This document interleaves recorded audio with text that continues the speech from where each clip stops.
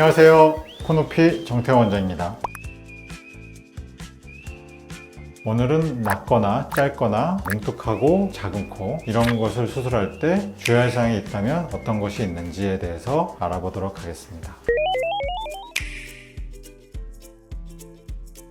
보통 이제 자연스럽게 코가 이마가 튀어나오고 눈썹부터는 이제 코가 이제 낮아졌다가 어느 순간부터 이제 코가 시작하는데 평균적으로는 이제 눈동자 중간 정도는 이제 시작은 해야겠죠. 그거보다 좀 더 아래에서 시작하게 되면 이제 낮은 코라고 볼 수 있고 눈동자 정도에서 시작하면 뭐 적당한 수준, 높은 코는 아니지만 눈동자보다 좀 더 위에서 시작하면 조금 높은 코 이렇게 볼 수 있을 것 같아요. 시작점 기준으로 주로 얘기하고 시작점이 낮은 그런 것을 주로 낮은 코라고 얘기하고요. 짧은 코는 콧 날개보다 기둥이 이제 더 위로 가 있느냐 뭐 아래로 있느냐 이라고 판단해요. 위에는 낮지만 기둥이 날개보다 좀 내려와 있어서 코가 들려 보이지 않는다면 그냥 일반적인 평범한 낮은 코고요. 시작점이 낮은 거는 상관없이 이 콧 날개보다 기둥이 위로 가 있고 코끝 기둥의 각도가 위쪽으로 많이 제껴져 있는 거를 이제 짧은 코라고 하죠. 들창 코라 얘기하기도 하고요. 작은 코는 짧기도 하고 낮으면 작은 코 같아요. 그리고 이제 코볼 자체가 이렇게 좀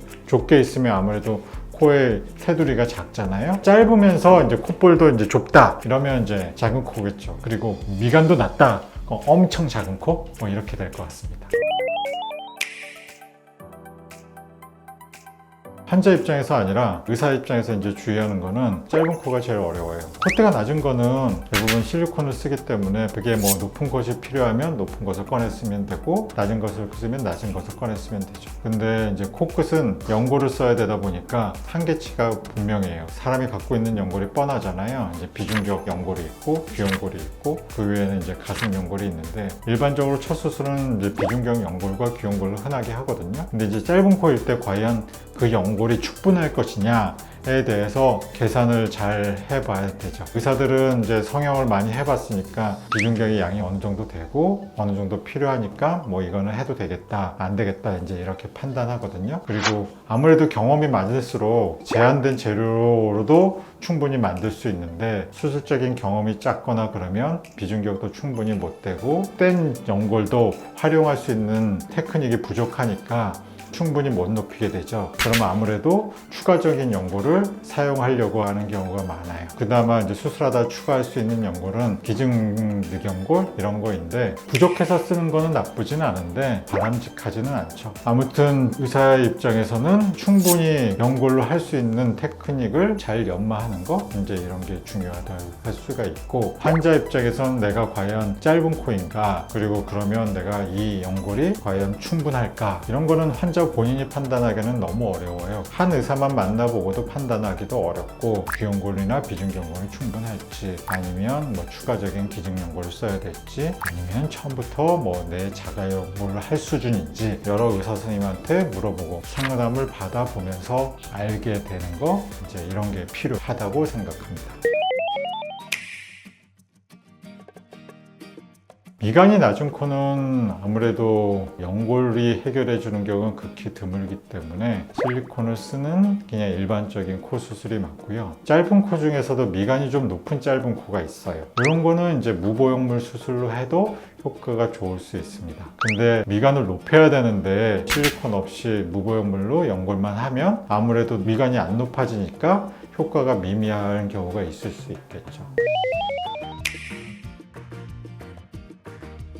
작아진 피는 극단적으로 콧대를 많이 높일 수 있는 물성은 아니고 피부를 약간 도톰하게 할 수 있는 재료잖아요. 많이 낮거나 짧은 사람이 작아진 피로 코 성형하는 거는 그렇게 적당하다고 볼 수는 없을 것 같아요. 콧등을 살짝 높일 수 있는 재료라고는 할 수 있는데 보형물만큼의 높이를 만들어줄 수 있는 재료는 아닙니다.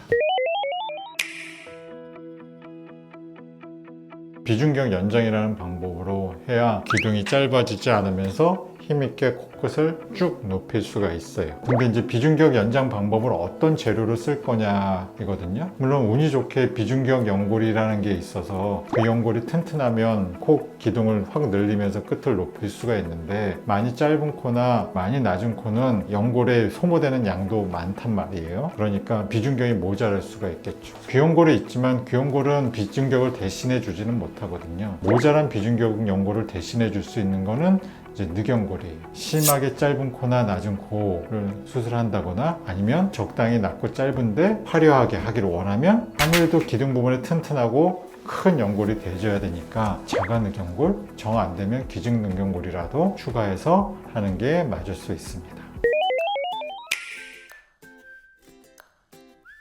낮은 코랑 이제 짧은 코는 조금 구별해야 되는데 기본적으로 짧은 코가 더 어렵고요. 재수술이라고 해서 짧은 코가 들어오는 게 아니라 일단 첫 수술이 짧은 코가 좀 더 어렵죠. 어려운 만큼 충분하지 않으니까 많이 개선이 안 돼서 재수술을 고려한 경우가 많이 있을 수는 있죠. 재수술을 한다 하더라도 첫 수술도 힘들었는데 재수술이 그렇게 녹록치는 않거든요. 그러한 경우는 준비를 잘 해야 돼요. 여러 번 말씀을 드렸다시피 짧은 코를 충분히 늘리려면 코 기둥 부분에 튼튼한 연골이 대줘야 되고 제일 좋은 것은 자가 늑연골입니다.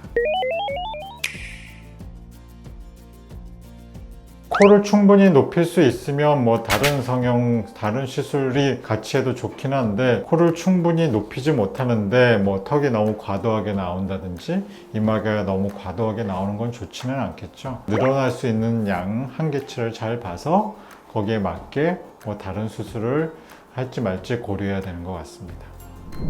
오늘은 낮은 코 그리고 짧은 코가 대략 어떤 코이고 수술할 때 어떤 것을 고려해야 될지에 대해서 간단하게 알아보았습니다. 아쉽지만 오늘 영상은 여기서 마무리하도록 하겠습니다. 영상 재미있게 보셨다면 구독, 좋아요 꾹꾹 눌러주세요.